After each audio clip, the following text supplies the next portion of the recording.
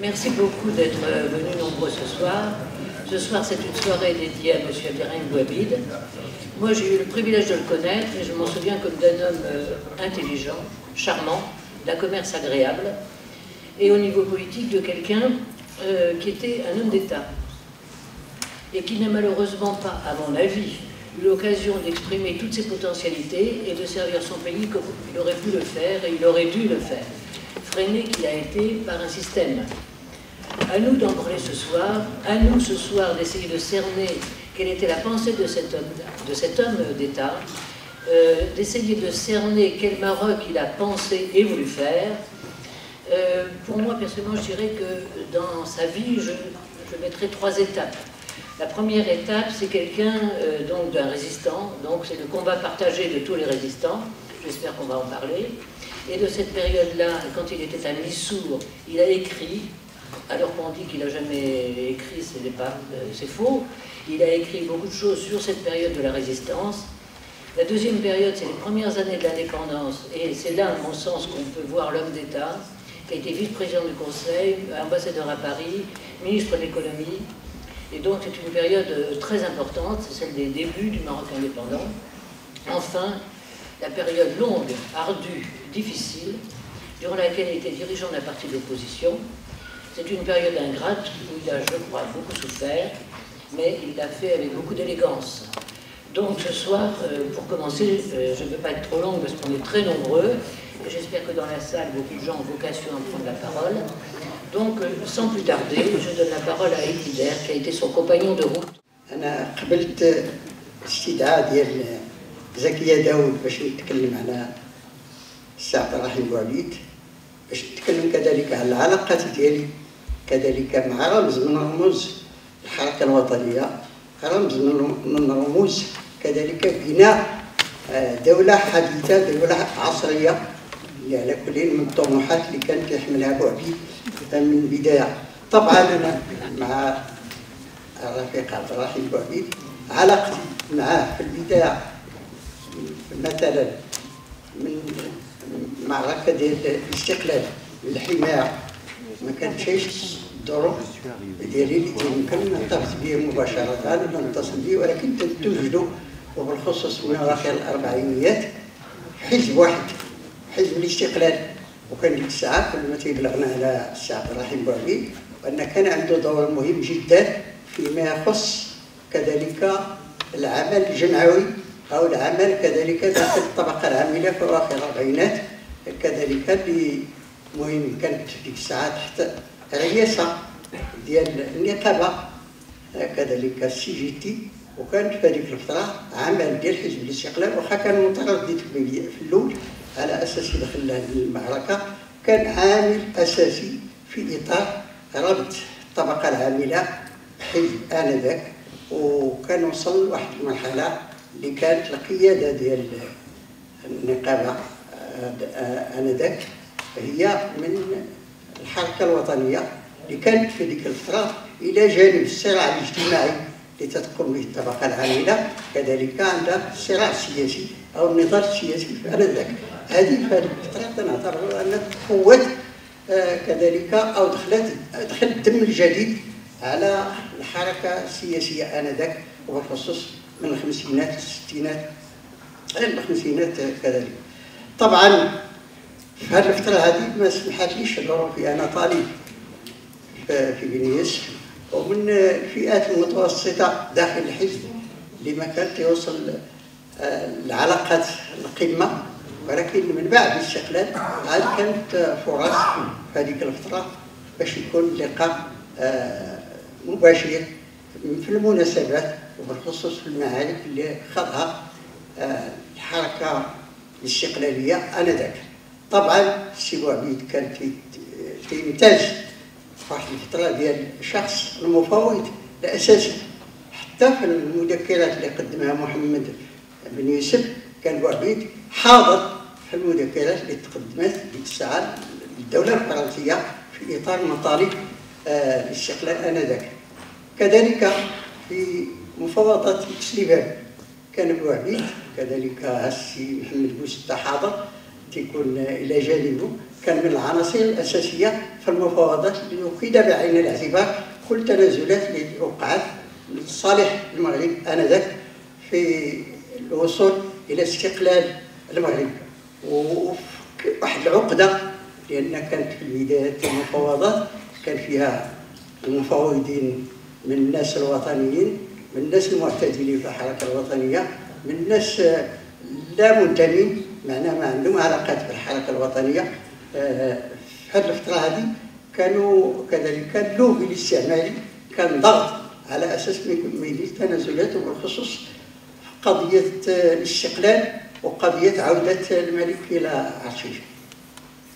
في هذه الفتره هذه كانت داخل حزب الاستقلال كان جوانب، كان الجانب اللي يتبع المفاوضات في هذا الاطار، كان جانب اخر اللي يخوض معركه التحرير، معركه مسلحه ضد الاستعمار.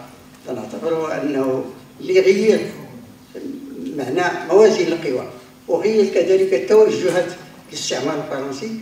كاين جوج الاحداث كانوا مهمين في الساعه. هو حدث شعبي اللي قاموا به الثورات والظلم والنواحي كذلك ديال المنطقه، وانتقلت حتى للجزائر اللي تيسميوها يوم التحرير في هذيك الفتره.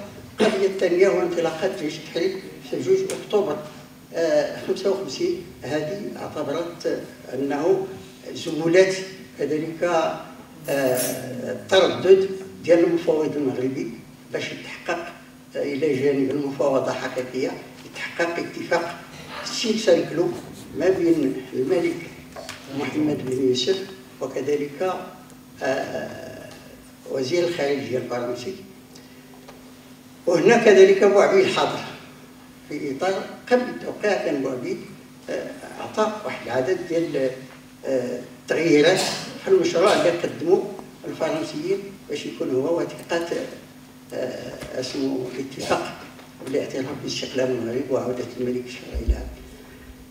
انا بالنسبه لي في هذه الفتره هذه كلها كنت نسمع وتتوصل الخبر، وحتى كذلك اللي جا من بعد الاستقلال كانت بوعبيد على راس لجنه رباعيه اللي مشاركه في المفاوضات لاستكمال او للوصول الى نقل السلطات الى الدوله المغربيه.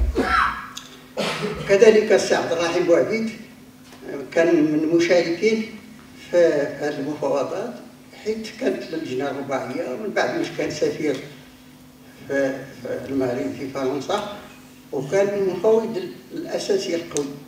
وثم من جهه اخرى كذلك من بعد انتقل الحكومه البكاي الاولى والحكومه البكاي الثانيه كان دائما المراهنه على تحقيق استقلال حقيقي ووضع سكه ديال بناء بمعنى دوله حديثه عصريه وبناء اقتصاد حقيقي. وهذا ما تمكنش في هذه الظروف، ولكن احتاجت الحكومه ديال عبد الله ابراهيم ديك الساعه. كان عبد الرحيم بوعبيد كان هو اللوبي او اللولب اللي تلوز عليه الحركه ديك الساعه باش كانت المعركه الاقتصاديه انذاك. على كل نسمحوا لي ما كان الا بغيت نتكلم على اللقاءات ديالي مع السي عبد الرحيم. كاين لقاءات ولكن من بعد خرجنا من المغرب، مثلا من بعد 65 هذه الفتره هذه كان فيه الاتحاد تعيش واحد الازمه سياسيه اللي فيها عده عوامل. في عوامل ما بين النقابه والحزب، كل واحد كيفاش تدفع، وما بين الانشقاقات اللي وقعت داخل حزب الاستقلال انذاك. هذه القضايا كلها خلقت واحد المناخ اللي هو على كل صعيب.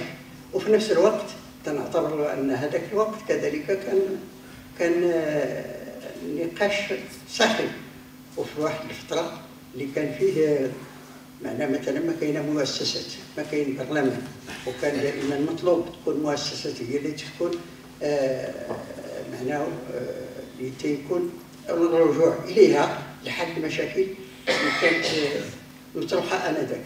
لان الملك محمد الخامس كان طرح قضيه ديال المؤسسات الخطاب ديالي ديال 18 نوفمبر 55 تكون هي الماده الثانيه من بعد ان الحكومه الاولى غادي تكون تقوم بتسيير الشؤون ديال البلاد. هذه الماده الثانيه تاجلت.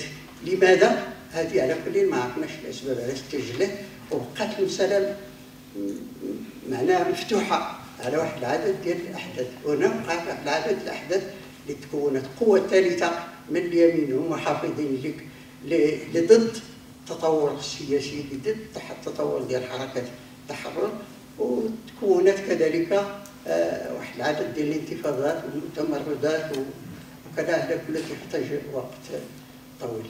المهم في هذه الفتره هذه ولدت واحد التوجه داخل المقاومين، اعتبروا انه الصراع اللي كان في هذيك الفتره انتقل مع القصر الملكي، انتقل كذلك مع ولي العهد، واللي كانت اتخذت تدابير ضد هاد الناس هادو. وكان اعتقالات ديال الفقيه البصريه عقدنا في 59، كان اعتقالات ديال المقاومين. هذا اثر ردود الفعل داخل المقاومين وداخل الشعب المغربي اللي حول الصراع، لان ما تعطاتش فرصه ديمقراطيه، ما كاين برلمان، ما كاين مؤسسات، فتعطات فرصه برلمانيه اللي تكون مرجع للمشاكل المطروحه. الملك على كل ضغط عليه القضايا، ما استطاعش يحافظ على واحد معناه الحياد او رمز افقي ماشي حاكم، ولكن هذه العمليه هذه اضطرت الاوضاع داخل البلاد.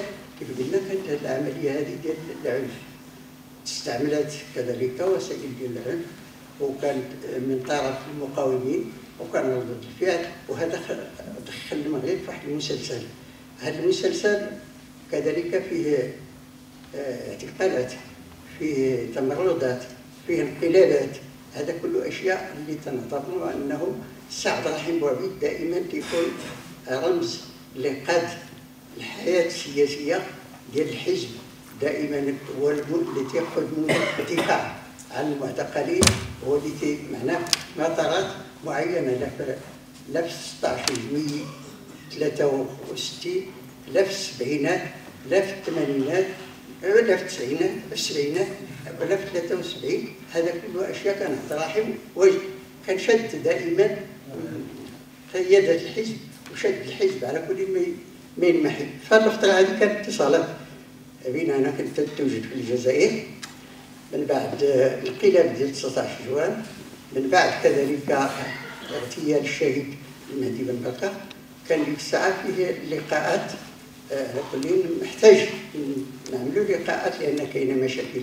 الحزب تعيش مشاكل في الداخل ولا في الخارج. كذلك 19 جوان خلق لنا مشاكل حتى داخل الحزب. انت تلقى مثلا كاين السي المرحوم شهيد المهدي بن بركه كان اتصل ديك الساعه داز تيليغرام لبومديان على كل تيساندو. من جهه اخرى الحزب هنا بما فيهم السي عبد الرحيم والسي عبد الرحمن والسي حافظ ابراهيم داروا حملات هجوم على بومديان. حنا في المسؤولين في الجزائر وحلينا شنو الموقف اللي غادي ناخذه في هذيك الفتره.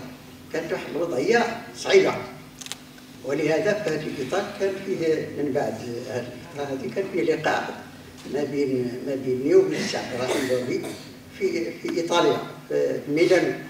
وكنا كمذاكرات نذكروا على وضع الحزب لا في الداخل ولا في الخارج، وكيفاش غادي نخرجوا من هذا المأزق. ما وصلناش لشي حل اسمه، ولكن من بعد فاش وقعت قضيه هذوك الاحداث ديال اسمو نسميوها الازدواجيه، استعمال العنف والسياسه. وهذه اللي ما نفسه حنا بالنسبه لنا كان عندنا قناعات من هذيك الفتره باش ما ان هذه التجربه فشلت ما خصهاش تعاود. هذه كان فيها نقاش. من بعد كذلك كان لقاء انفرادي بيني وبين عبد الرحيم بوعبيد في باريس اعتقد في 68. وكان في هذه الفتره طلبت باش يكون لقاء موسع ديال الحزب الاتحاد لدراسه هذه القضيه ودراسه الافاق الاستراتيجيه اللي يمكن نتبعوها في هذا الاسم، وخصنا نوقفوا هذا التوجه. معناه كان الساعة عبد الرحيم الاجتماع موسع، كان فيه المرحوم الفقيه المصري، وفيه كذلك حسن صفي الدين، فيه السي عبد الرحمن، السي عبد الرحيم، انا اسلام جلي. كان غرض هدف، وكنا نعتقد انه هدف هو لقاء اللي مطلوب باش نراجعوا تشريبه، ولكن اللي مطرح هو ان الاخوان طرحوا قضيه الصلح بيني وبين الفقيه المصري. وهذه القضيه ماشي هي مساله الصلح، مساله تقييد تجربه اللي هي على كل تنعتبر شي تعتبرها فاشله، شي ما تعتبرهاش فاشله. حتى وقعت الاحداث اخرى من بعد 73 احداث 3 مارس، عاد ديك الساعه كان واحد العدد ديال المناضلين داخل الاتحاد وداخل الحزب اعتبروا ان هذه التجربه على كل خطأ وان ما خصهاش يتعاود. وفي هذه الفتره كذلك كان السي عبد الرحيم صيفط لي مبعوثين السي عيد قدور السي قصاصي في هذيك الفتره باش غادي يكون انعقاد المؤتمر في 75 ديال الاتحاد الوطني.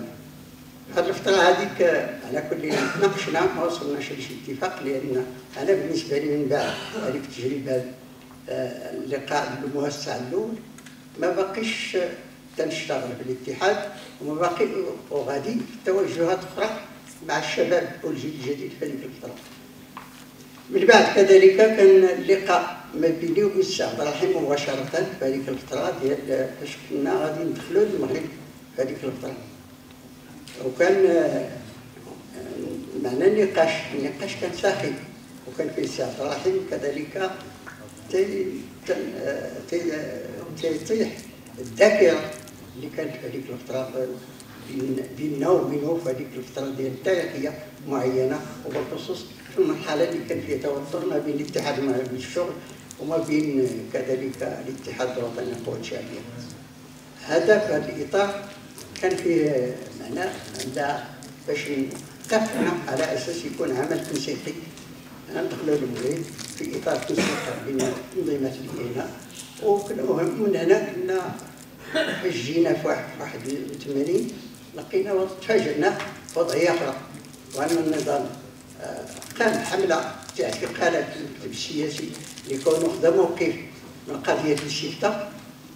ولقينا كذلك الكونفدراليه ديال احتياط الرباط، لقينا مجموعه ديال النواب ديال الاتحاد حتى هما على كل وقفوا موقف سلبي، لان ملي انسحبوا من البرلمان الحسن الثاني خطب خطاب تيهدد اسمه، وهذا التهديد جعلهم الاخوه ينسحبوا ويرجعوا للبرلمان. هذه كلها خلقت واحد ردود فعل سلبيه عبر لي عليها السي عبد الرحيم بوعبيد من بعد ما خرج من السجن. وكنا حنا في هذيك الفتره هو اللسان الحقيقي ديال الاتحاد في 81، ومشات العمليه حتى تكونت الكتله الديمقراطيه. وللاسف السي عبد الرحيم بوعبيد معنا وفاة 80 في هذيك الفتره ما حضرش معنا في المسيره ديال الكتله، وتنعتبر انه كان رجل صلب، رجل على كل ذو مبادئ، رجل اللي يمكن زعما يصمد وما تيخضع حتى للبروتوكولات الملكيه. وشكرا. Merci beaucoup. La parole à Monsieur Ismaël Alaoui. السيدات والسادة الأفاضل، لا أخفي عليكم جميعا أنني أحس بكثير من التأثر وكثير من الشرف للمساهمة معكم ومع هذه الثلة ممن عاشر السي عبد الرحيم بوعبيد رحمه الله وعاشره عن قرب، وهذا لم يكن هو وضعي كما نعلم جميعا. لكن كابن من أبناء سلام، لا هو ولا أنا، لي بعض الذكريات سأحاول تقديمها كشهادة متواضعة جدا مقارنة مع ما سمعناه على لسان سيدي محمد بن سيد الدر. ومن دون شك متواضعة بالمقارنة مع ستسمعونه على لسان المتدخلين الآخرين. فبالنسبة لي سيدي عبد الرحيم بوعبيد عندما كان هو من رواد الحركة الوطنية، عندما كان أرغم على أن يقف وظهره على سور رسالة في باب بوحاجة وهو كاد يكون عالم، هو ومجموعة من الإخوان منهم الأستاذ مكروف، هذه أكد عليها الأستاذ مكروف رحمه الله كذلك في ما كتبه من ذكريات. عندما كان هو واقف ظهره عند الحيط ديال السور سلاح عريان لأنه مهدد من قبل الجيش الفرنسي اللي كان مكون أساسا من عناصر من الفيلق الثاني لا دوزيام دي بي. لا دوزيام دي بي اللي كان على رأسها الجنرال لوكلير واللي غادي تحرر باريس مع المقاومين الفرنسيين الباريزيين. فكانت قبل شهور من ذلك تقمع انتفاضة شعبية مشروعة حصلت في عدد كبير من المدن المغربية، في سلا، في الرباط، في فاس، في مراكش وغيرها. إنما بالنسبة لسلا ما بصم ذاكرتي كتلميذ كطفل لم يتجاوز آنذاك ال4 سنوات، حتى 4 سنين ما كملتها شيء، جعل من كل ذلك جعل من السي عبد الرحيم بوعبيد بالنسبة لي وبالنسبة للجيل اللي تنتمي له ليس فقط رجلا وطنيا بل أسطورة، لأنه كما نعلم بالنسبة للأساطير المفهوم الإيجابي تتخم دائما الأمور وتطبع المخيل ديال جميع من يساهم في ترويجها.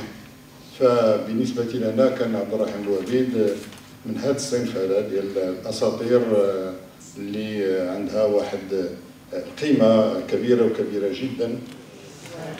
Donc, je disais que pour le jeune enfant de 34 ans que j'étais, c'est Abdrahim Bouhabid apparaissait comme une légende qu'a confirmé le fait qu'il a été avec d'autres patriotes acculés au mur des remparts de Salé, à Bab Bouhaja, sous la menace bien sûr des soldats de la 2e DB qui aura l'honneur de libérer Paris, mais qui a réprimé durement la révolte de Salé et de Rabat.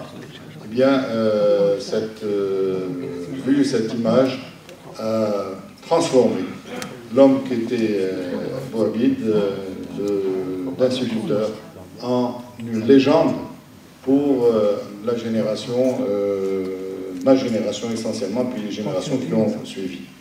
Donc, je disais que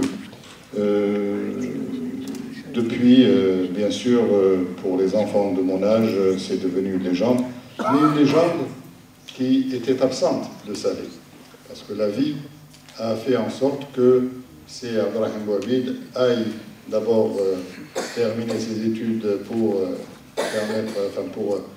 améliorer son niveau et passer le baccalauréat. Il était à ce moment-là à Fès, et après son baccalauréat, il a été, je pense, à Paris pour terminer ses études. Donc, il n'était pas présent à Salé pendant la période où je pouvais, moi, petit enfant de 6-7 ans, prendre conscience de l'importance qu'il pouvait représenter. Bien, comme nous le savons tous, en 1947, lorsque lui s'est déplacé, 46-47, quand il s'est déplacé à Paris, à ce moment-là, la France, la résidence française, a été modifiée, étant donné la modification du rapport de force en France elle-même. Éric Lagonne, qui était considéré comme libéral, est venu assumer la responsabilité de la résidence générale en tant que haut-commissaire de la France au Maroc et a suivi une politique plutôt libérale d'ouverture sur le mouvement national. Et à ce moment-là, bien sûr, sont apparus la presse du parti de l'Istiqlal et d'autres partis qui ont pu participer à cette ouverture et à défendre la position, les revendications de notre peuple.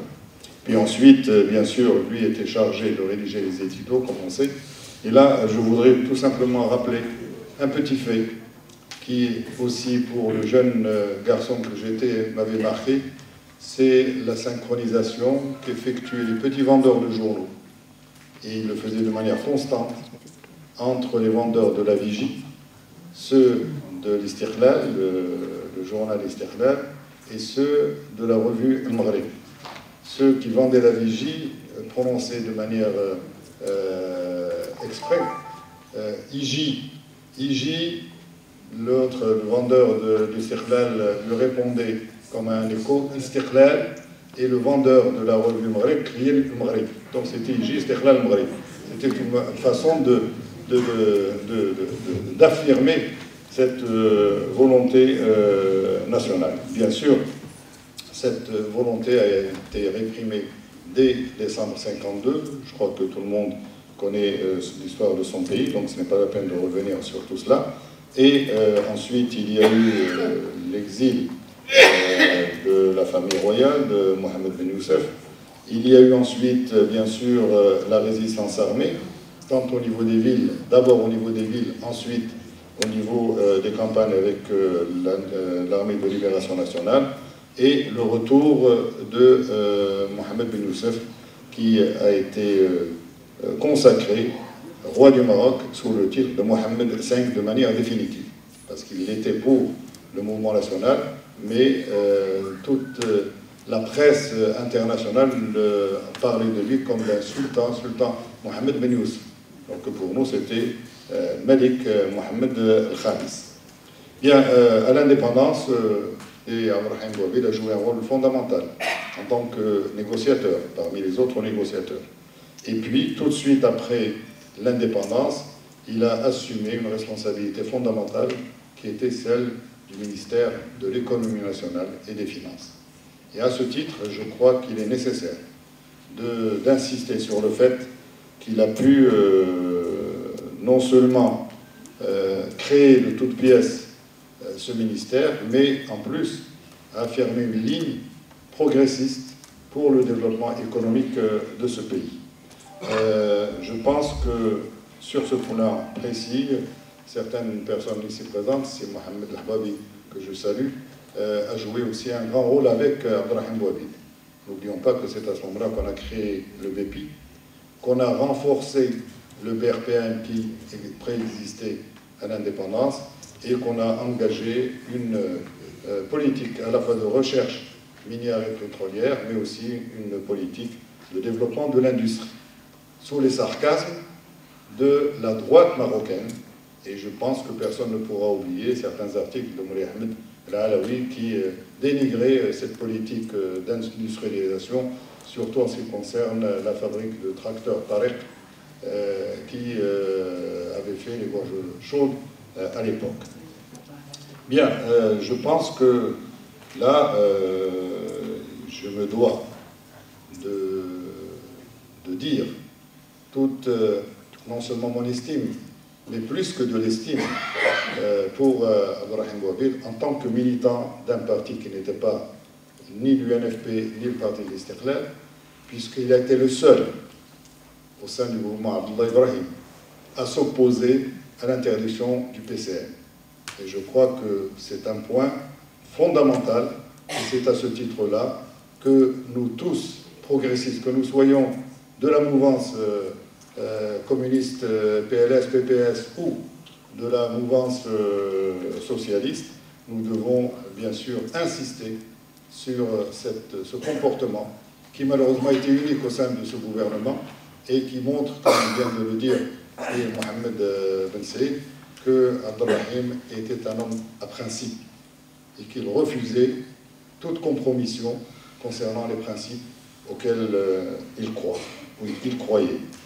Donc, je me dois de saluer la mémoire de ce grand homme, mais aussi de dire que j'ai eu l'occasion, dans les années 60, avec le nouveau règne de Hassan II, j'ai eu l'occasion de le rencontrer à Paris, à la rue Serpente, que tous ceux qui sont passés par Paris connaissent très bien. il nous avait réunis, nous les étudiants de gauche, à l'UNEM, pour justement arriver à une conciliation entre les étudiants avec lesquels je participais au sein de mon parti et nos camarades et amis de l'UNFP à l'époque, car nous avions souvent des tiraillements au niveau étudiant, spécialement à la veille des élections pour le Congrès. Et il a fait le déplacement à Paris. Je ne sais pas si ce déplacement a été fait exprès ou si tout simplement il s'est trouvé à Paris. Il nous a réunis et nous a tous convaincus de la nécessité de l'union pour justement faire triompher les idéaux que nous partageons. Et je crois que mon camarade et ami qui est décédé il y a quelque temps, Rachid Chakaoui, faisait partie de cette délégation qui avait rencontré C. Abdrahim à la rue Serpente et qui a permis justement de faire en sorte que nous ne dérivions pas vers une sorte de guerre fratricide alors qu'on avait besoin de l'union de nos forces pour affronter la réaction dans notre pays. Eh bien, je crois que là aussi, il faudrait peut-être insister sur l'intelligence qui a toujours marqué l'action et l'œuvre de C. Abdrahim Bouabid. Intelligence qui a fait que même dans les périodes les plus noires de ce qui est convenu d'appeler les années de plomb, il a pu garder ce qu'on appelle en arabe Sha'rat Muawiyah, c'est-à-dire ce fil ténu qui fait qu'on n'arrive pas à une cassure, là c'est ma voix qui se casse, à une cassure, car l'intérêt de notre peuple, l'intérêt de notre pays, nécessitait qu'il n'y ait pas cette cassure. En 1969, là aussi, c'est Abdrahim Bouabid, avec C. Mohamed Bousta, ici présent, ont pris sur eux de défendre le Parti de la Libération du Socialisme qui avait été interdit après une année de libre exercice de son droit à l'existence. Je crois que là aussi, cela montre que le mouvement national, abstraction faite des nuances qui peuvent le constituer, dans des moments cruciaux, se retrouver toujours ensemble, unis, pour défendre les libertés, pour défendre la démocratie et bien sûr pour défendre l'égalité et la justice sociale dans ce pays. En 1973, après les deux tentatives de coup d'État de 71 et 72, je ne répéterai pas ce que vient de dire c'est Mohamed Ben Saïd, mais en 1973-74, je crois qu'au moment de la marche verte, il est apparu que des personnalités comme Abdrahim Bouabid ne pouvaient pas être contournées. Je suis d'avis avec Zakia Daoud lorsqu'elle a dit que, du même avis qu'elle, lorsqu'elle a dit que Abdrahim n'a pas trouvé l'occasion de manifester toutes ses capacités parce que le système s'y opposait, parce que lui-même s'opposait à ce système, mais je pense que cette période a bien montré que sans Abdrahim, rien ne pouvait être fait dans ce pays. Malheureusement, nous l'avons perdu il y a près de 30 ans, et je pense que son souvenir restera indéléblement, va marquer indéléblement nos propres souvenirs à nous, et nous devons lui rendre un hommage, non seulement dans une réunion comme celle-ci, mais parmi toutes les possibilités qui nous sont offertes pour montrer comment ce peuple marocain peut donner naissance à des personnalités qui sont de véritables, ou là qui ont été de véritables hommes d'État. Je me souviens toujours aussi d'une parole de Si Abdelkader Sbehi, tout de suite après le retour de Mohamed V, qu'elle a conçu dans le premier gouvernement marocain.